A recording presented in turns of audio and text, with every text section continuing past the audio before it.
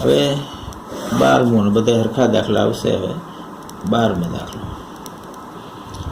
6 વડે વિભાજ્ય પ્રથમ 40 ધન પૂર્ણાંકોનો સરવાળો શોધો।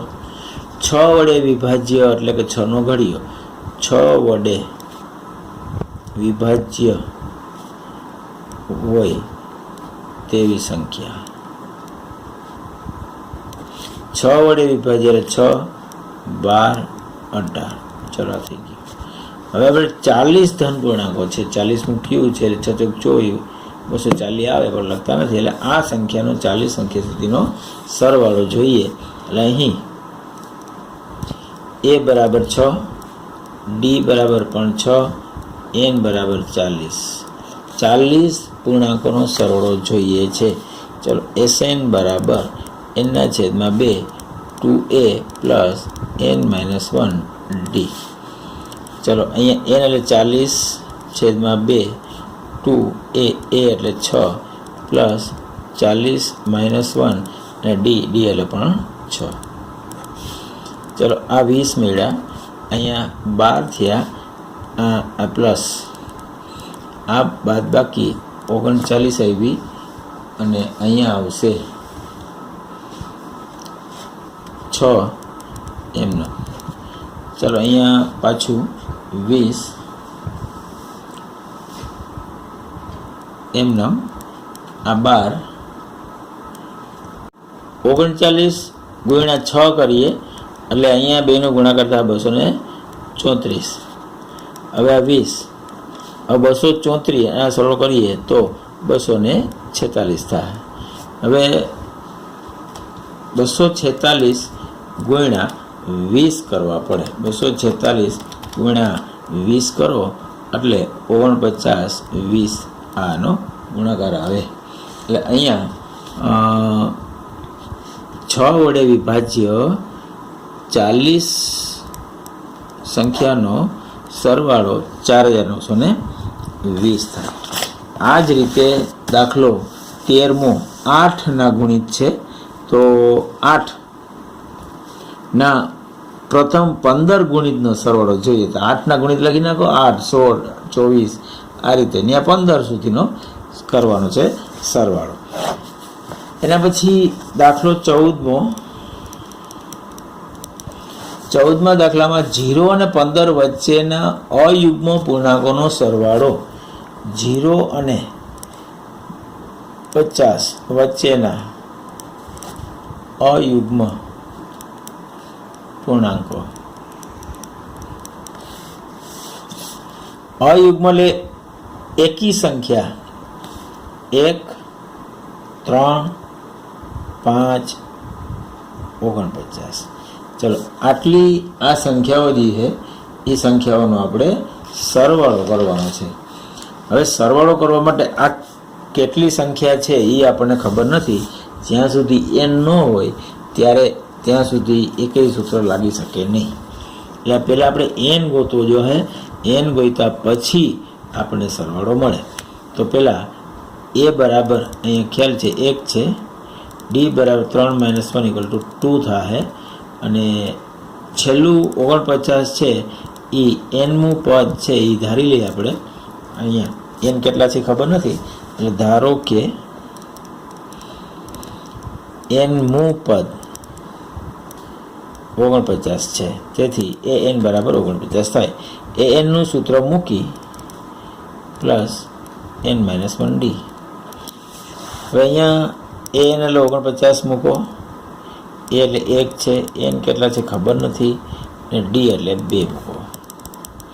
1 અહીંયા આવે એટલે અહીંયા 48 થાય, ઇક્વલ છેદમાં 2 મૂકી દો એટલે અહીંયા n-1 જ વધ્યા, છેદમાં 2 વયા ગયા, 24 આવ્યા, પ્લસ 1 કર્યા એટલે 25 સંખ્યા છે। ચલો આ અયુગ્મ 0 થી 50 વચ્ચેની 25 સંખ્યાઓ છે। હવે આપણે આ 25 સંખ્યાનો સરવાળો કરવાનો છે।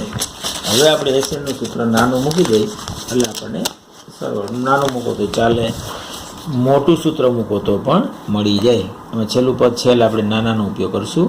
SN બરાબર n/2 a + l આ સૂત્રથી ગણ નાખીએ। એને એટલે 25 આવ્યા હતા હમણાં, એ એટલે પહેલું પદ 1 છે અને છેલ્લું પદ 49 છે. ચલો 25/2 અહીંયા 50 થયા. 25 દુ 50, પછી 625. ચલો અહીંયા આ 25 પદનો સરવાળો આપણને મળ્યો 625 મળ્યો. ચલો હવે એના પછી 15મો દાખલો. હવે પછીના શાબ્દિક છે, શ્રેણી આમ ચોખ્ખી દેખાય જ છે એટલે બનાવી જ લેવાની. 15મો ખાલી એક શ્રેણી બનાવી લઈએ પછી દાખલો થઈ જાય. નિર્માણ કામ માટે થયેલા કરારના નિશ્ચિત તારીખ કરતાં વિલંબથી પૂરા થતા કામ માટે નીચે પ્રમાણેના દંડની જોગવાઈ છે. પ્રથમ દિવસ માટે 200 રૂપિયા, બીજા દિવસ માટે 250, ત્રીજા માટે 300.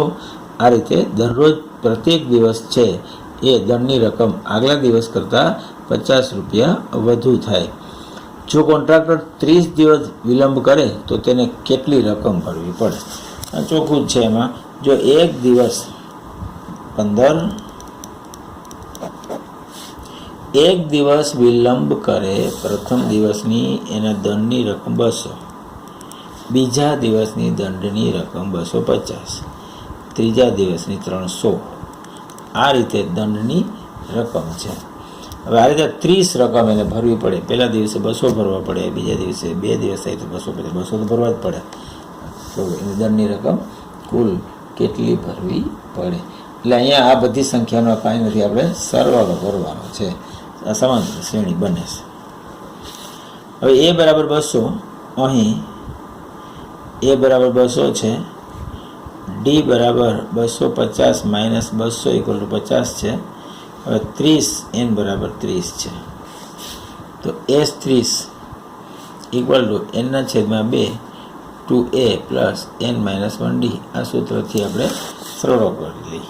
તો 30/2 2a એટલે 200 પ્લસ 30 - 1 d એટલે 50. ચલો 15 છેદુડી ગયા. અહીંયા આવશે 2 2 400 પ્લસ અહીંયા થાય 29 ના થાય 50. ચલો અહીંયા આ 15 આ 400. હવે અહીંયા 29 ગુણ્યા 50 તમારે કરવાના છે તો એ 1450 આવશે. 1450માં આપણે 400 ઉમેરીએ એટલે 1850 થયા. હવે 1850 એને ગુણ્યા 15 કરીએ એટલે આપણને મળશે 27,750. એટલે 30 દિવસની દંડની રકમ એને 27,750 ભરવા પડે જો 30 દિવસ વિલંબ એટલે કે મોડું થાય તો. દાખલાઓ બધા એ ટાઈપના જ છે. 16મો દાખલો એ રીતે જ છે. એક શાળામાં વિદ્યાર્થીઓના સમગ્ર શૈક્ષણિક પ્રદર્શન માટે અપાતા 7 ઇનામ આપે. એ 7 ઇનામની કુલ રકમ પણ 700 રૂપિયાની જોગવાઈ છે.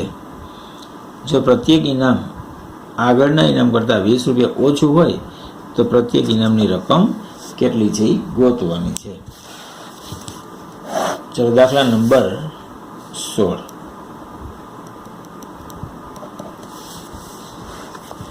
સોળમો દાખલો. હવે અહીંયા 7 ઇનામો છે. અહીંયા કુલ ઇનામ બરાબર 7 અને કુલ ઇનામની રકમ બરાબર પણ 700 રૂપિયા. હવે કુલ ઇનામ 7 છે અને 7 ઇનામનો સરવાળો 700 રૂપિયા અહીંયા આપેલું છે. હવે તે 7 ઇનામનો સરવાળો 700 એટલે S7 બરાબર 700 થાય. ચાલો આથી હવે કઈ ઇનામ કેટલો છે આપણને ખબર નથી. ધારી લઈ કે ધારો કે પ્રથમ ઇનામ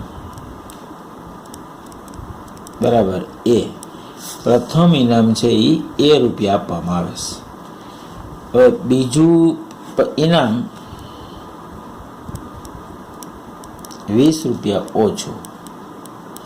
ત્રીજું ઇનામ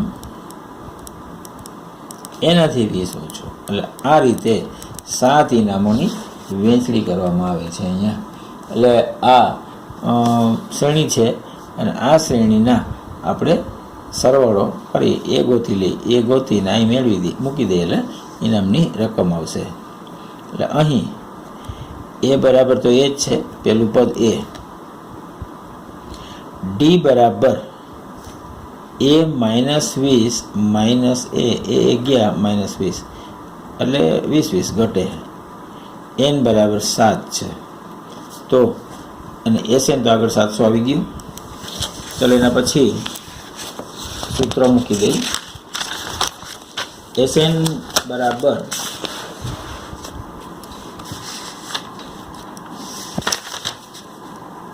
બરાબર એનના છેદમાં 2 2a plus n - 1d.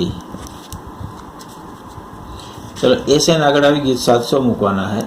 n એટલે 7ના છેદમાં 2 2a એટલે એક એ જ છે પ્લસ n એટલે 7 -1 અને d એટલે -20.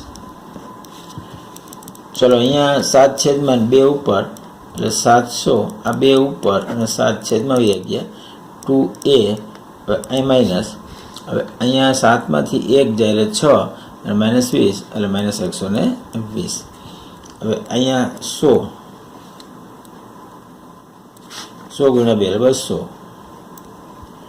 અને આ -120 આ બાજુ એટલે +120 ઇક્વલ ટુ 2a. હવે આ બેનો સરવાળો કરીએ આપણે તો 320 છેદમાં 2 મૂકીએ એટલે એ મળે 160 રૂપિયા ઇક્વલ ટુ a. ચાલો હવે અહીંયા પ્રથમ ઇનામ 160 રૂપિયા થાય. પછી 20 ઘટે. પ્રથમ ઇનામ બરાબર 160 રૂપિયા. આ રીતે 20 ઘટતા જાય અને 7 ઇનામોની રકમ. આ જ રીતે બીજું ઇનામ 140, ત્રીજું ઇનામ 120, પછી 20 ઘટતા ગયા 100 રૂપિયા આવ્યા, પાછા 20 ઘટ્યા 80 રૂપિયા ઇનામ, પાછા 20 ઘટ્યા 60 રૂપિયા ઇનામ, પાછા 20 ઘટ્યા 40 રૂપિયા ઇનામ. પહેલું, બીજું, ત્રીજું, ચોથું, પાંચમું, છઠ્ઠું ને સાતમું. આ રીતે આ ઇનામની રકમ આ રીતે બધી વહેંચણી કરવાની થાય. ચાલો હવે 17મો દાખલો.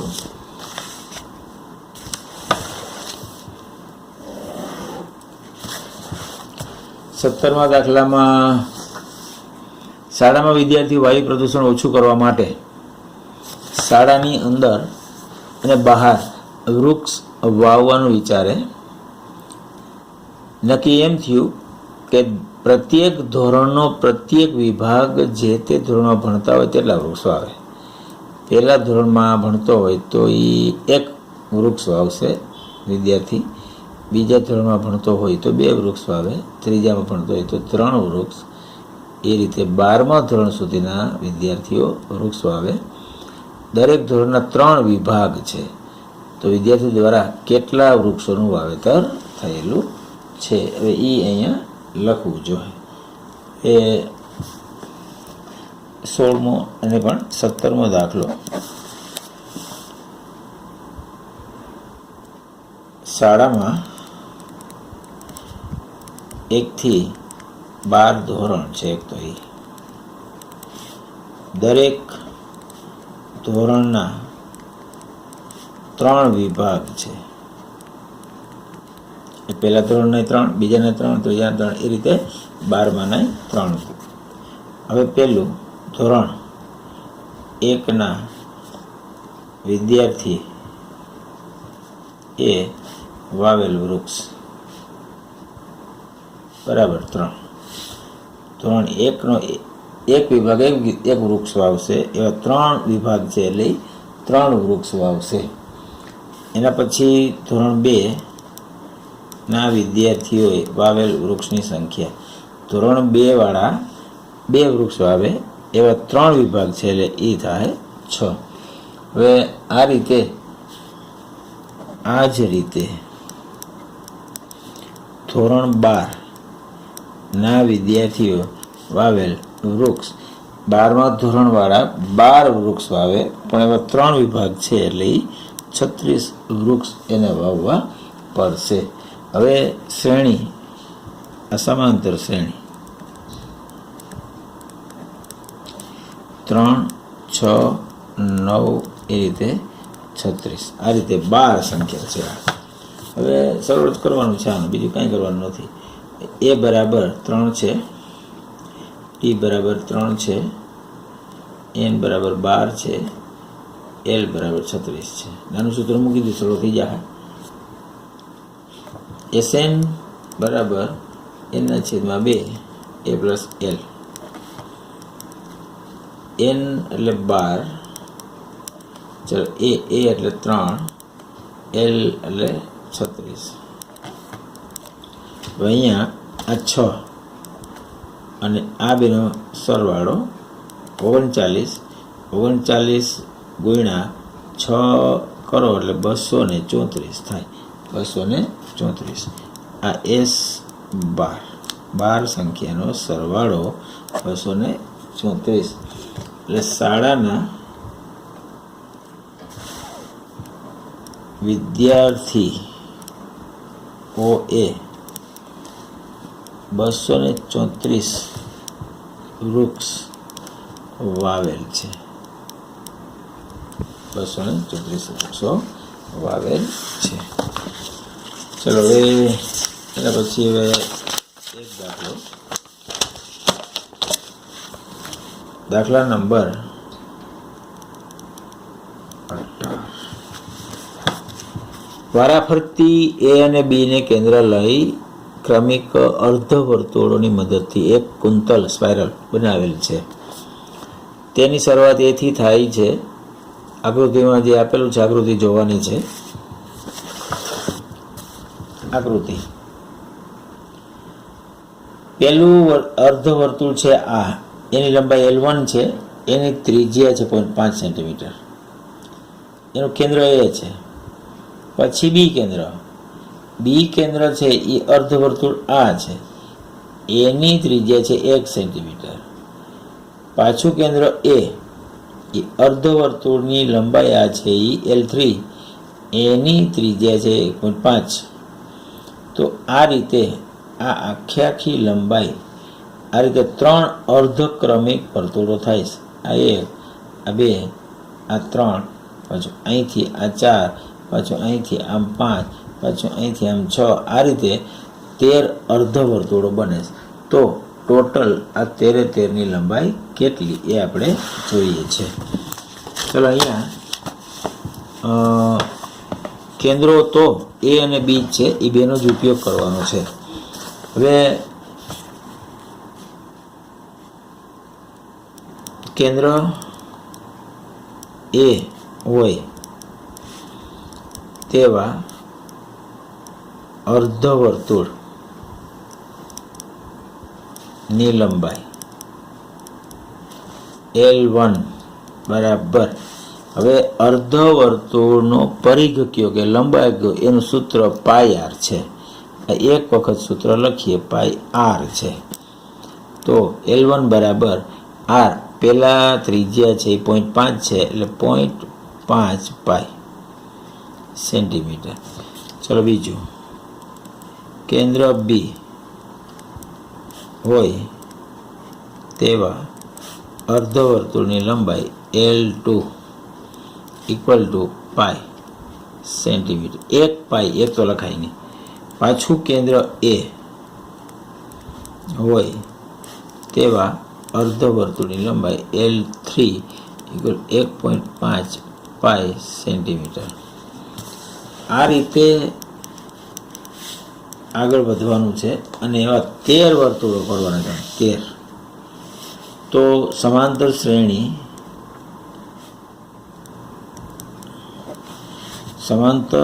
શ્રેણી પહેલી આપણને મળ્યું 0.5 પાઈ, બીજો પાઈ, ત્રીજું 1.5 પાઈ.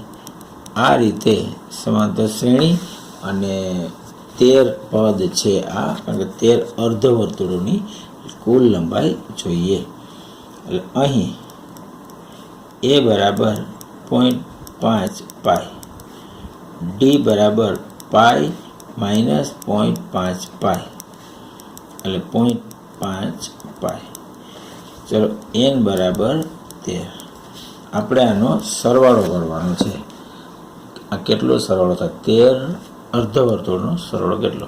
એટલે એસ સરવાળો એસએન બરાબર એનના છેદમાં 2 2a plus n minus 1d. ચલો 13 પદનો એટલે 13ના છેદમાં 2. ચલો 2a એટલે 0.5 પાઈ પ્લસ n એટલે 13 માઇનસ 1 અને d એટલે પણ 0.5 પાઈ. ચલો 13ના છેદમાં 2 0.5 પાઈ ગુણ્યા 2 એટલે 1 પાઈ એટલે 1 તો લખાય નહીં, પ્લસ અહીંયા આવ્યા 13માંથી 1 જાય એટલે આવ્યા 12 અને અહીંયા 0.5 પાઈ એમ છે. ચલો 13ના છેદમાં 2 આ પાઈ પ્લસ 12 ગુણ્યા 0.5 કરો એટલે 6 થાય, 6 પાઈ. એટલે આપણી પાસે છેલ્લે આ વધ્યું 6 ને 7 પાઈ એટલે 22ના છેદમાં 7. આ 7 7 ગયા, 11 થી 22 અને 13 ગુણ્યા 11 એટલે 143. ચલો 13 અર્ધવર્તુળોની જે લંબાઈ છે એ 143 સેન્ટીમીટર થાય. 13 ક્રમિક અર્ધવર્તુળ ની લંબાઈ 143 સેન્ટીમીટર છે. 143 એટલે આમાં શ્રેણી બનાવવી પડે. શ્રેણી બને એટલે તમારે બધી જે જવાબ જોઈતો હોય એ મળી જાય. 19મો દાખલો પણ આ રીતે જ છે. એમાં શ્રેણી બનાવી દાખલો થઈ જાય. લાકડાની 200 ભારીઓ નીચે પ્રમાણે ગોઠવેલ છે. કુલ ભારી 200 છે એટલે એસએન બરાબર 200 થાય અહીંયા. હવે તળિયેની હારમાં 20 ભારી, પછી 19 ભારી એટલે 20 19 18 આ રીતે શ્રેણી બનશે. અને એ શ્રેણી પરથી એ ઘટો, પછી ડી મેળવો અને એસએન બરાબર 200 લખી અને એન બરાબર મેળવી લ્યો. એન બરાબર મળે એ કેટલી હાર છે એ મળી જાય. સૌથી ઉપરની હાર કેટલી? હવે એના માટે તમારે પદ મૂકવું પડે, એનનું સૂત્ર મૂકવું પડે અને જેટલી હાર આવી હોય એટલા એની જગ્યાએ મૂકી દો એટલે એ જવાબ આવશે. 20મો દાખલો. એક બટાકા પાડવાની હરીફાઈમાં આરંભી બિંદુ પર એક ડોલ રાખેલ છે.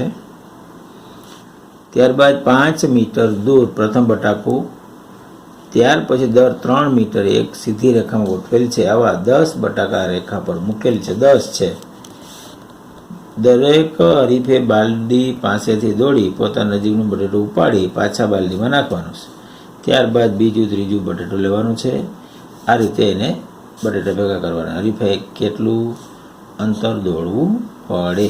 એટલે અહીંયા 10 બટેકા ગોઠવેલ છે. હવે એની 20મો દાખલો. એટલે અહીંયા આ ડોલ છે એ અને અહીંયા પહેલું જે છે એ 5 મીટરે છે, પછી 3 છે, પછી 3 છે, પછી 3 છે. આ રીતે 10 બટેટા ગોઠવેલ છે. હવે આમાં સમાંતર શ્રેણી બનાવી નાખો એટલે સીધું સમાંતર શ્રેણી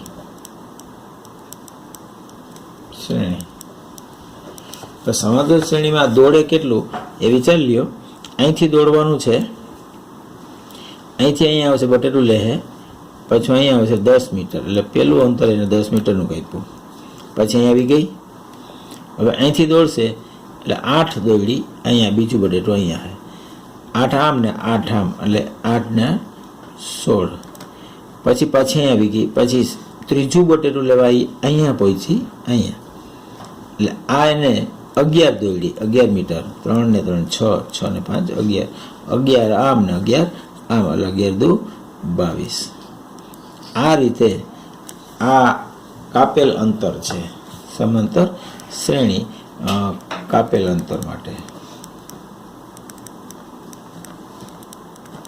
કાપેલ અંતર માટેની આ સમાંતર શ્રેણી થઈ.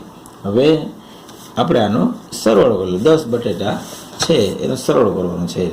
ચાલો, a બરાબર 10 થાય, d બરાબર 16 - 10 = 6 થાય, n બરાબર 10 બટાકા લેવાના છે એટલે 10 બટેટા, s 10 ગોતી લઈ. ચલો, sn બરાબર n/2 2a + n - 1 અને d. ચલો, 10 બટેટા છે એટલે 10/2 2a એટલે પણ 10 + 10 - 1 d એટલે 6. ચલો, આ 5, 10 2 આ 20, અહીંયા 10 માંથી 9 9 6 54. ચલો, અહીંયા આ 5, આ બે સરળ કરો એટલે 74 થાય, અને 74 ને તમે 5 વડે ગુણવાના છે. 74 × 5 કરશો એટલે 370. એટલે 10 બટેટા લેવામાં જે હરીફાઈ હતી એ હરીફ છે એને 370 મીટરનું અંતર કાપેલ હોવું જોઈએ. છેલ્લે જવાબ હરીફે 10 બટાકા માટે 370 મીટર અંતર કાપેલ છે. ચલો, એટલે આ દાખલા નંબર 20. આ રીતે 5.3ના બાકીના દાખલાઓ ગણવાના. ચેપ્ટર 5ના બધા દાખલાઓ કમ્પ્લીટ ગણાઈ ગયેલા છે.